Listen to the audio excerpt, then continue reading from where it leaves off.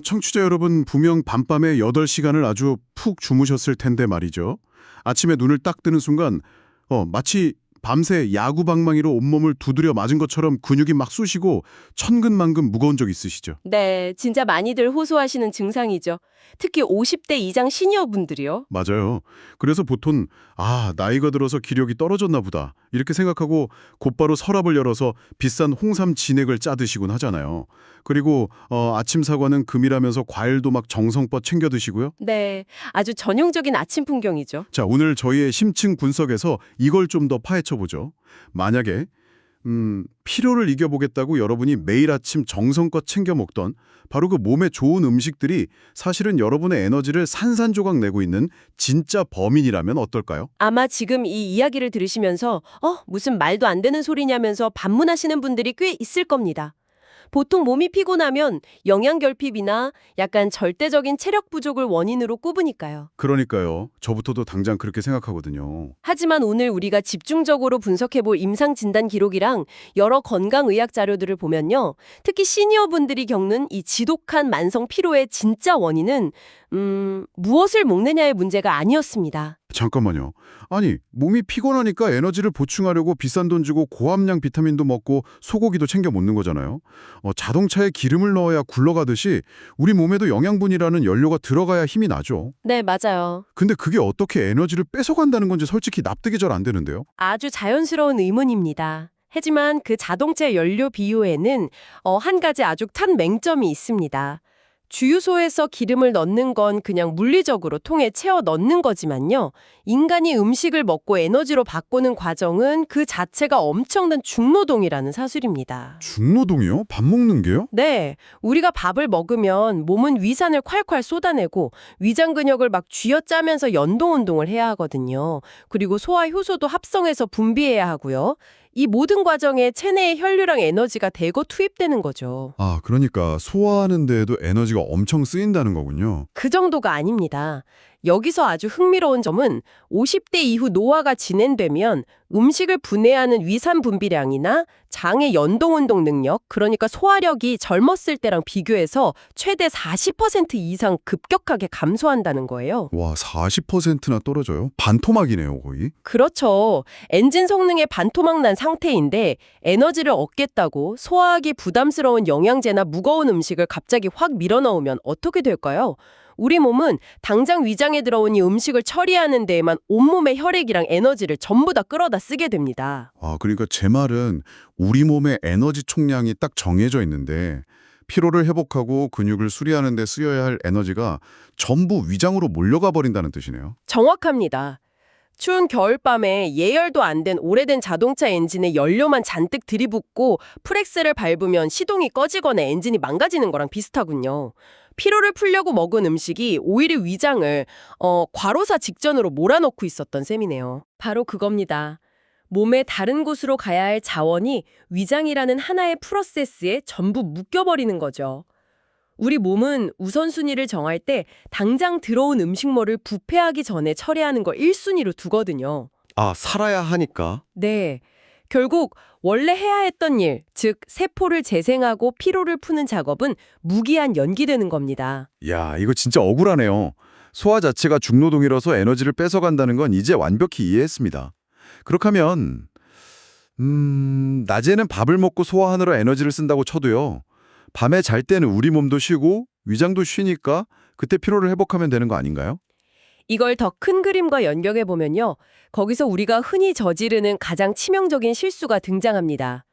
많은 분들이 특히 잠귀가 얇아지는 시니어분들이 밤에 잠이 안 온다면서 따뜻한 우유 한 잔이나 바나나를 챙겨 드시는 경우가 굉장히 많거든요. 아니 근데 따뜻한 우유나 바나나는 수면을 돕는 음식으로 엄청 유명하잖아요.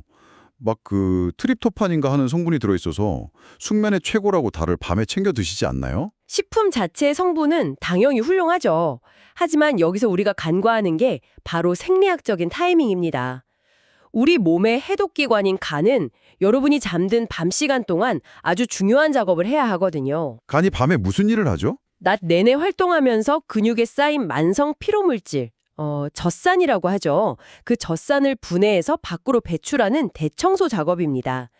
그런데 이 간이 젖산을 분해하려면 꽤 많은 에너지가 필요해요. 아, 밤에도 간은 에너지를 써서 몸을 청소해야 하는군요. 네, 맞아요. 그런데 여러분이 잠들기 직전에 우유 한 잔을 딱 마셨다고 가정해보죠. 밤에는 소화효소 분비가 낮보다 훨씬 아주 뚝 떨어져 있습니다. 위장도 퇴근 준비를 하니까요. 그렇죠. 소화력이 뚝 떨어진 위장에 끈적한 단백질이랑 지방 덩어리인 우유가 들어오면 위장은 이걸 처리하려고 비상사태를 선포합니다. 그리고 몸의 혈료와 에너지를 다시 위장으로 모조리 끌어오는 거죠. 이건 아주 중요한 질문을 던지게 하죠. 그럼 정작 청소를 해야 할 간은 어떻게 됩니까? 에너지를 못 받게 되잖아요. 맞습니다. 에너지 공급이 탁 끊긴 간은 젖산 분해 작업을 그냥 중단해버립니다. 뇌는 우유의 수면요도 성분 덕분에 잠에 빠져들었을지 몰라도 몸속에서는 위장이 밤새 불을 켜놓고 소화라는 야근을 하느라 간이 피로물질을 전혀 치우지 못하는 사태가 벌어지는 겁니다. 와, 우리는 뇌가 자면 몸도 다 자는 줄 아는데 자기 직전에 우유를 마시는 건 퇴근하려는 위장한테 밤 11시에 두꺼운 서류 뭉치를 팍 던져주고 야근을 시키는 완전 악덕업주나 다름없네요. 하하, 아주 정확한 비유입니다. 그렇게 밤새 위장이 에너지를 다 빼서 쓰느라 젖산 청소가 안 되니까 아침마다 두드려 맞은 것처럼 아픈 이유가 바로 여기 있었군요. 네, 명확한 인과관계입니다. 그래서 수면 중에도 위장이 밤샘 근무를 하게 되면 다음날 온몸이 지치고 쑤실 수밖에 없는 생리학적 악순환이 생깁니다. 해결책으로 잠자리에 들기 최소 4시간 전에는 저녁 식사를 완전히 마쳐서 위장을 비워두어야 합니다. 그래야 간이 젖산을 씻어낼 수 있죠. 좋습니다. 밤에는 무조건 이불 닫고 위장에게 퇴근 시간을 확실히 보장해줬다고 가정해보죠. 그렇게 푹 자고 아침에 일어났습니다. 이제 에너지를 채울 시간이잖아요. 보통 눈 뜨면 제일 먼저 하는 게 뭔가요? 믹서기에 토마토를 갈아 마시거나 아침 사과를 챙겨 먹죠. 견과류도 한 줌 집어 먹고요. 이거 진짜 모범적인 아침 식단 아닌가요? 여기서 오늘 심층 분석의 가장 충격적인 반전이 등장합니다. 방금 말씀하신 그 과일과 견과류가 사실은 소화력이 떨어져 있는 여러분의 아침을 망치고 하루 종일 몽롱한 피로감에 시달리게 만드는 진짜 주범입니다. 네, 여기서 진짜 흥미로운 부분은요. 잠깐만요. 저 지금 잘못 들은 거 아니죠? 사과는 아침에 먹으면 금이고 저녁에 먹으면 독이라고 제가 평생을 들어왔거든요. 상큼해서 잠 깨기도 좋고 견과류는 혈관 청소해준다는데 이게 독이라고요? 오해하시면 안 되는 게 음식 자체가 나쁘다는 게 아닙니다. 문제는 여러분이 눈을 떴다고 해도 위장까지 잠에서 깬 건 아니라는 사실이에요. 아, 위장은 아직 자고 있다. 네, 아침 기상 직후의 위장은 밤새 텅 비어 있었고 온도도 떨어져 있고 점막을 보호할 점액질도 분비되지 않은 아주 무방비한 상태입니다. 이 굳어있는 장벽에 사과나 오렌지 같은 과일에 강한 유기산 성분이 막 쏟아져 들어오면 어떻게 될까요? 속이 엄청 쓰리겠는데요? 맞습니다. 위 점막이 쇠막에 자극을 받고 긁히면서 염증을 유발할 수 있어요. 게다가 견과류는 조직이 아주 단단하고 밀도가 높은 지방덩어리입니다. 아직 소화효소가 분비될 준비도 안 된 위장한테는 어마어마한 부담을 지우는 거죠. 소화불량과 만성 피로의 직격탄을 맞게 되는 겁니다. 와, 위장이 아직 이불 속에서 자고 있는데 갑자기 찬물 쫙 끼얹고 무거운 돌덩이를 안겨주는 격이네요. 게다가 과일은 당분도 꽤 높지 않나요? 빈속에 과당이 훅 들어가면 그것도 문제일 것 같은데요? 그게 두 번째 치명적인 문제입니다. 바로 혈당 스파이크죠. 밤새 공복이었기 때문에 아침에는 혈당이 바닥에 안정적으로 깔려 있거든요. 인슐린을 분비하는 췌장도 편안하게 쉬고 있고요. 그런데 여기에 과일이나 갈아 만든 주스처럼 흡수가 엄청나게 빠른 과당이 액체 형태로 훅 들어오면 피 속의 혈당이 말 그대로 로켓처럼 확 치솟습니다. 깜짝 놀란 췌장이 인슐린을 과다하게 쏟아내고 그 결과 치솟았던 혈당이 다시 수직으로 곤두박질 치는 거죠. 혈당이 롤러코스터를 타는 거군요. 급격하게 올랐다가 바닥으로 탁 내리꽂히면 그때 엄청난 피로감이 몰려오잖아요. 밥 먹고 식곤증 올 때처럼요. 맞습니다. 아침부터 췌장과 위장 시스템을 완전히 넉다운 시켜버렸기 때문에 정작 활기차게 활동해야 할 낮 시간에 하루 종일 무기력하고 멍한 상태가 지속되는 겁니다. 세상에. 이건 마치 컴퓨터 전원 버튼 누르자마자 윈도우가 로딩되기도 전에 무거운 프로그램 50개를 동시에 광클릭해서 실행시키는 거랑 똑같잖아요. 부팅들 시간도 안 주고 일을 시키니까 시스템이 다운되는 거네요. 아주 정확합니다. 그래서 무엇을 먹느냐보다 내 몸이 준비되었을 때 먹느냐가 건강의 핵심입니다. 시스템이 켜질 때까지 기다려주는 아침 기상 후 1시간의 법칙을 반드시 지키셔야 해요. 이 모든 게 다 무슨 의미일까요? 그럼 밤늦게 우유 마시는 것도 안 되고 아침에 눈 뜨자마자 과일이나 견과류 먹는 것도 빼야 한다면 도대체 아침에 일어나서 뭘 어떻게 해야 이 지독한 피로를 끊을 수 있는 건가요? 지금부터 이 악순환을 끊고 아침 활력을 되찾아줄 3단계 해결책을 말씀드리겠습니다. 첫 번째 단계, 기상 직후에 가장 먼저 해야 할 일입니다. 체온과 비슷한 미지근한 물 한 잔을 천천히 드시는 겁니다. 그냥 물이요? 아침에 일어나면 정신 번쩍 들게 시원한 냉수 한 잔 들이키는 분들도 많은데 굳이 미지근한 물이어야 하는 이유가 있나요? 아주 중요한 이유가 있습니다. 우리는 자는 동안 땀 흘리고 호흡하면서 수분을 엄청나게 잃어버리거든요. 아침에 눈을 떴을 때 혈액은 수분이 쫙 빠져나가서 아주 끈적끈적한 시럽 같은 상태입니다. 이 끈적한 피를 전신으로 돌리려다 보니 심장도 무리하고 몸이 무거운 거죠. 아, 피가 끈적거린다니 듣기만 해도 심장이 펌프질하기 엄청 힘들겠네요. 이때 따뜻한 물 한 잔이 들어가면 끈적한 혈액이 맑게 희석되면서 쌩쌩하게 돌기 시작합니다. 심장 부담을 확 덜어주죠. 그리고 차가운 물이 갑자기 들어가면 위장과 연결된 미주신경이 놀라서 위장을 꽉 수축시켜버리거든요. 아, 찬물은 오히려 위장을 굳게 만드는군요. 네.